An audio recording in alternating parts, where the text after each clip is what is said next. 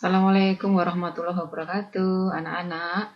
Apa kabarnya hari ini? Mudah-mudahan sehat semua ya. Tetap semangat walaupun kita masih daring. Hari ini Bu Suyati dan kalian akan belajar tentang hereditas pada manusia.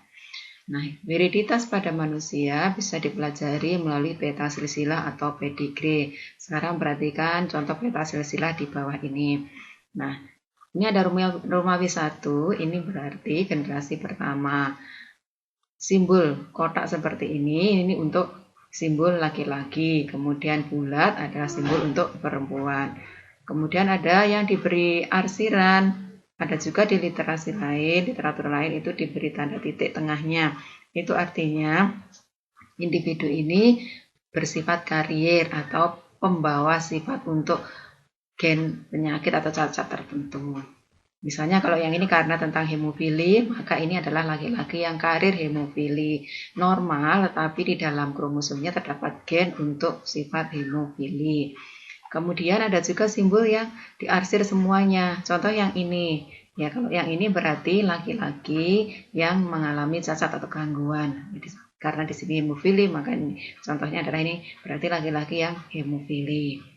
Nah, sekarang perhatikan, perkawinan antara laki-laki yang karir dengan perempuan yang normal ini menghasilkan keturunan 1, 2, 3, 4, 5. Ini laki-laki, ini perempuan, laki-laki, kemudian perempuan. Dari anak yang perempuan ini, nomor 1 ini, ketika menikah dengan laki-laki yang normal, maka menghasilkan 4 keturunan. Ternyata laki-laki semua. Dari laki-laki ini ternyata anaknya yang 3 atau 75% karir hemofili, sedangkan yang normal hanya 25%. Nah, dari mana kok mereka mendapatkan sifat karir ini? Ternyata dari kedua orang tuanya ini, terutama dari ibu. Ibunya dapat warisan hemofili dari mana? Dari kedua orang tuanya. Siapa? Ayahnya yang karir. Nah, kita lanjut anak-anak ya. Nah, jenis kelamin pada manusia ditentukan oleh sepasang kromosom seks, yaitu kromosom X dan Y. Untuk susunan kromosom pada laki-laki adalah XY, pada perempuan adalah XX. Jadi ini adalah kromosom seksnya. Kita tahu bahwa kromosom kita, jadi di dalam sel kita, semua sel kita terdapat 46 kromosom. Kalau perempuan berarti kalau laki-laki berarti 44 autosom dan kromosom seksnya adalah XY. Sedangkan kalau pada perempuan jumlah kromosomnya 46 terdiri dari 44 autosom dan XX kromosom seksnya. Nah, sekarang perhatikan yang ini. Nah, untuk laki-laki maka di dalam spermanya nanti akan menghasilkan 23 autosom plus X ya, dan juga 23 autosom plus Y. Kenapa 23? Karena ini hasil dari pembelahan meiosis, jadi tidak 44. Tapi kalau sel tubuh jumlahnya adalah 44 autosom plus XY. Tapi di sini adalah 23, itu 22 plus X atau 22 plus Y ya. Kemudian bagaimana dengan sel telur? Untuk sel telur maka gametnya nanti adalah X saja, ini ya, X saja. Nah, ketemu X dengan X apabila bertemu atau fertilisasi menghasilkan XX atau anak perempuan. Ketika sel telur X bertemu dengan sperma Y, maka jadilah XY atau anak laki-laki. Atau lebih jelasnya di sini anak-anak. Nah, untuk simbol seperti ini simbol secara internasional. Jadi untuk laki-laki disimbolkan seperti ini. Ini zaman dulu kan orang dulu suka berburu untuk laki-laki ya, jadi ada panah seperti ini. Kemudian untuk perempuan disimbolkan seperti ini, seperti cermin. Jadi perempuan kan sukanya berhias anak ya. Cermin zaman dulu kan bentuknya seperti ini. Nah, sekarang perhatikan kromosomnya 44 autosom plus XY. Nah, ketika pembelahan meiosis nanti akan menjadi 22 autosom plus X dan 22 autosom plus Y. Sedangkan pada perempuan ya, jumlah kromosomnya yang 44 autosom plus XX, nanti dalam pembelahan masis akan menghasilkan 22 autosom plus X, dituliskan satu saja karena sama. Nah, sekarang kalian perhatikan, jika sperma yang 22 autosom plus X ini ketemu 22 autosom plus Y, maka jadinya adalah anak perempuan dengan jumlah kromosom 44 autosom plus XX. Kemudian kalau sperma 22 autosom plus Y bertemu dengan sel telur 22 autosom plus X akan menghasilkan keturunan 44 autosom plus XY. XY ini adalah untuk jenis kelamin laki-laki. Kita lanjut sekarang anak-anak tentang golongan darah. Nah, yang kita bahas untuk hari ini, kita membahas dua saja, yaitu golongan darah sistem A, B0, dan sistem rhesus. Nah, untuk golongan darah, ini merupakan alel ganda, di mana untuk golongan darah misalnya A, itu bisa ditentukan oleh genotipnya IA atau IA-I0. Untuk 0 ini bersifat resesif ya. Jadi yang dominan ada yang A atau yang B. Nah, kalau golongan darahnya B, maka genotipnya adalah IB atau IB-I0. Ada dua macam genotip. Nanti dikatakan sebagai alel ganda. Kemudian golongan darah AB, maka genotipnya adalah IA-IB. Kalau golongan darah 0, maka I0 ya. Contoh di persilangannya anak-anak ya. Nah, ini misalnya orang tuanya golongan darahnya AB dan 0. Genotipnya untuk AB-nya adalah IA, IB. Kemudian golongan darah O-nya adalah genotipnya I0. Gametnya apa ini? IA dan IB. Sedangkan yang ini I0. Kita tuliskan satu saja. Maka IA ketemu atau fertilisasi dengan I0 akan menghasilkan IA-I0. Kemudian IB-I0 menghasilkan IB-I0. Sehingga keturunannya adalah golongan darah A dan B. Sedangkan orang tuanya golongan darahnya adalah AB dan 0. Jadi keturunannya adalah 50% golongan darah A dan 50% anaknya golongan darah B. Sekarang kita lanjut berikutnya. Untuk sistem rhesus. Untuk sistem rhesus ini ya, genotipnya adalah ada rhesus positif dan rhesus negatif. Genotip untuk rhesus positif adalah RH kecil. Kemudian ini yang heterozigot RH kecil, R kecil, H kecil. Kemudian yang RH negatif, nah kecil-kecil semua ini homozigot resesif ya. Nah, misalnya dalam jika kalian pergi ke rumah sakit kemudian dites golongan darahnya, misalnya A plus, itu berarti golongan darah kalian A, rhesusnya positif. B min misalnya golongan darahnya B, rhesusnya negatif. Nah, sekarang perhatikan. Nah, apa yang terjadi jika seorang ibu yang bergolongan darah RH- memiliki anak yang golongan darahnya adalah RH+. Nah, anak pertama biasanya akan lahir dengan selamat, tetapi anak yang kedua nanti ketika ibu ini akan melahirkan biasanya ada beberapa RH-nya akan tertinggal di dalam tubuh ibu sehingga ibu akan membentuk antibodi untuk RH+. Nah, ketika dia hamil anak yang kedua, maka antibodi di dalam tubuh ibu akan menyerang sel darah merah pada anaknya, anak yang kedua dan seterusnya jika anaknya adalah RH positif, sehingga anaknya lahir biasanya disebut dengan penyakit anemia berat atau erythroblastosis fetalis. Sekarang kita lanjut anak-anak. Kelainan dan penyakit menurun yang tidak terpaut pada kromosom seks, jadi tidak nempel pada kromosom X atau Y ya. Yang pertama adalah albinisme atau albino. Ini contohnya adalah ini. Jadi memiliki pigmentasi yang sangat kurang, sangat putih ya. Kemudian juga biasanya sangat peka terhadap cahaya. Ini bisa laki-laki, bisa perempuan ya. Nah, sekarang perhatikan. Jika orang tuanya adalah sama-sama karir albino, karir itu kelihatan normal anak, tetapi di dalam tubuhnya, dalam kromosomnya terdapat gen untuk albino. Jadi kedua orang tuanya karir, ya kelihatan normal, tetapi membawa sifat untuk albino. Gametnya apa? P besar dan P kecil. Yang ini juga sama, P besar dan P kecil. Ketika P besar ketemu P besar, ini P besar, P besar, P besar ketemu P kecil, P besar, P kecil. Ini ketemu ini ya. Kemudian P kecil ketemu P kecil, ini. Nah, yang tiga ini adalah normal. Ini normal homozigot, ini normal karir. Dan yang albino, ya, homozigot resesi pada 25%. Kita contoh yang berikutnya. Ini, jika normal dengan albino. Nah, apa yang terjadi?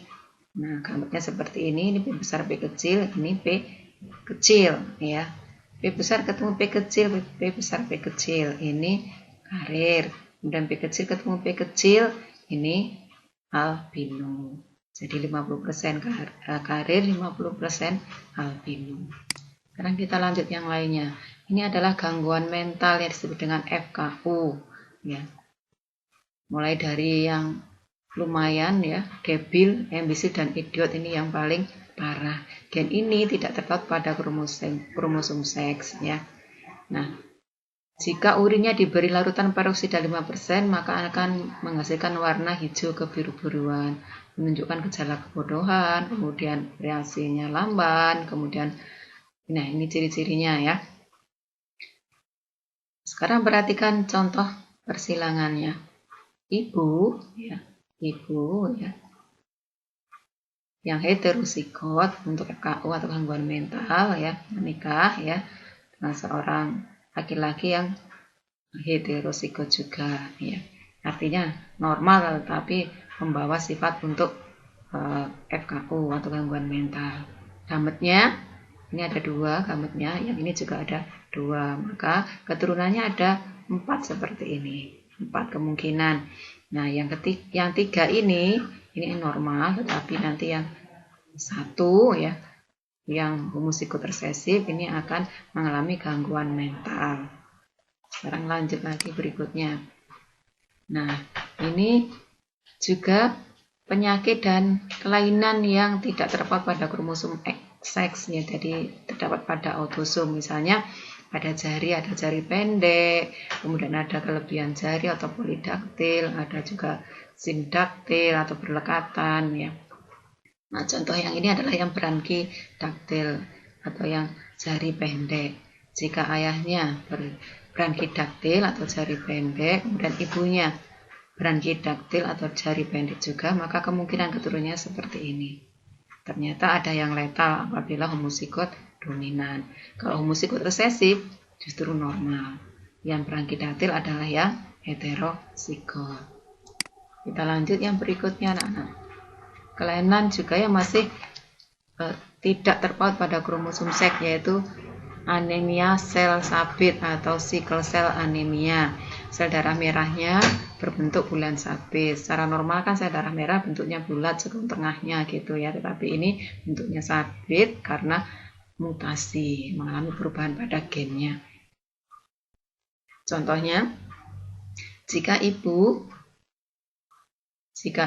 yang heterozigot, ya, normal ini, ya, normal, ayah juga normal tapi heterozigot, maka keturunannya kalau kita menggunakan papan catur seperti ini, ibunya S besar S kecil gametnya, kemudian ayahnya S besar S kecil, maka S besar ketemu S besar, jadi S besar. Ini adalah normal homozigot. Kemudian S besar ketemu S kecil, ini normal heterozigot. Ini juga normal heterozigot. Kemudian yang homozigot resesif, S kecil, ini letal atau mati. Nah, kita lanjut yang berikutnya.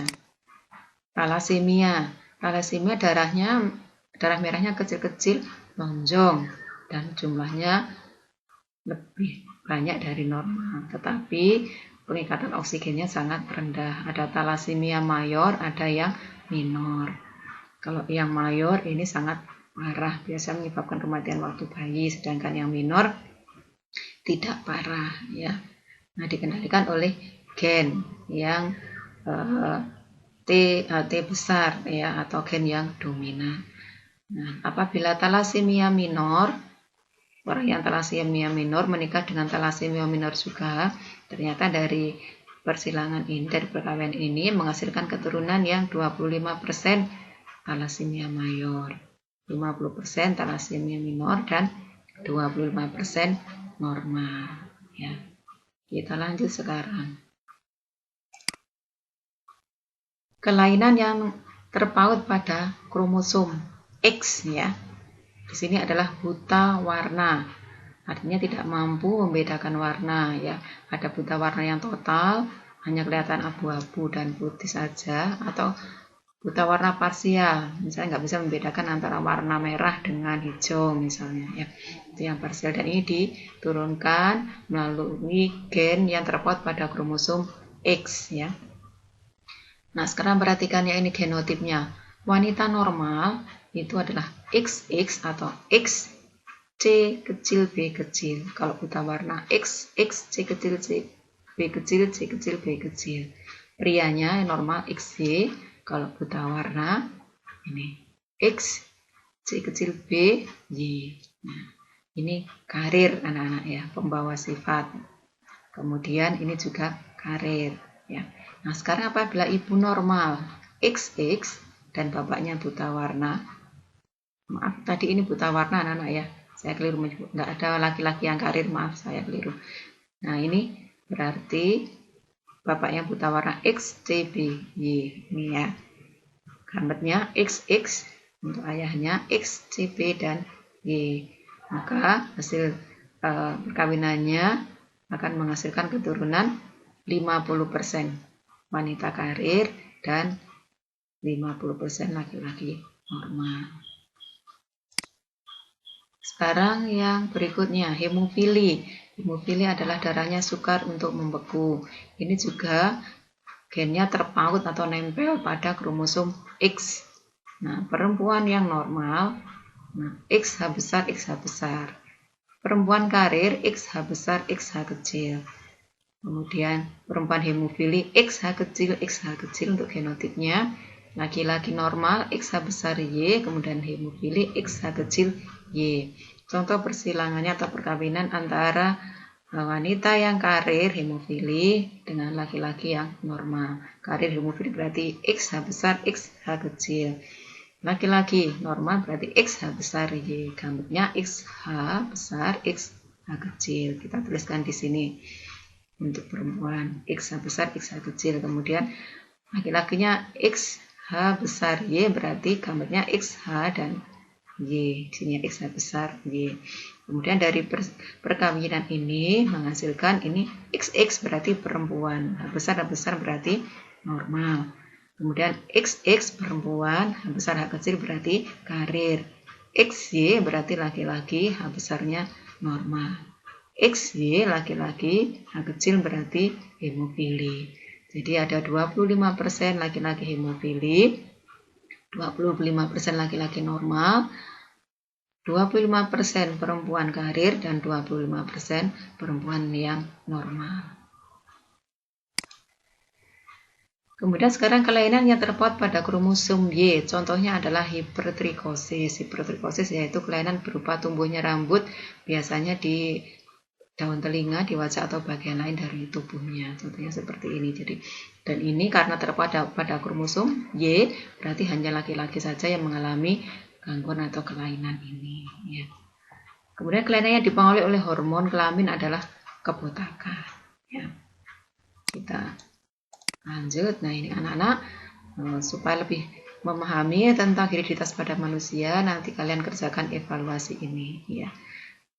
Nah, ini nanti akan saya sharekan di master web atau di WA kalian. Ya. Terima kasih atas perhatiannya. Mudah-mudahan bisa dipahami dan mohon maaf jika ada kekurangan. Assalamualaikum warahmatullahi wabarakatuh.